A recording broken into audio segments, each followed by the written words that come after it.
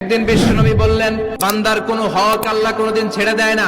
আল্লাহর হক আল্লাহ মাফ করে, বান্দার হকের মাফ নাই। যদিও আমি নবী, আমার উপর যদি কোনো হক থাকে বলো, আমি দিয়ে দেব। কোন সাহাবী দাঁড়ায় না। এক সাহাবী দাঁড়িয়ে বললেন, নবী, যুদ্ধের ময়দানে চাবুক চালানোর সময়, লাঠি চালানোর সময় এক কাফেরকে মারতে যে আপনার লাঠির বাড়ি আমার পিঠের মধ্যে পড়েছে।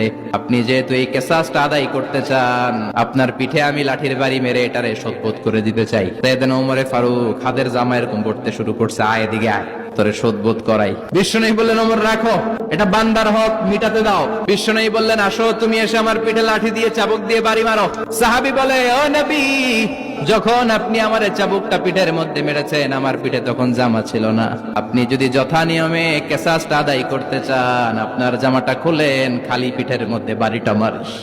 এবার আর ওমরে ফারুককে ধরে কে, এদিকে আয়, তোরে দেখাইতেছে। বিশ্বনবী বললেন, ওমর থামো, মারতে দাও। বিশ্বনবী উনার জুব্বাটা উপরের দিকে উঠালেন, পিঠের মধ্যে বাড়ি দেওয়ার জন্য ওই সাহাবীকে ডাকলেন। ওই সাহাবী বিশ্বনবীকে পিছন দিক থেকে জড়িয়ে ধরে ওই মোহরে নবুয়তের মধ্যে চুমু দিয়ে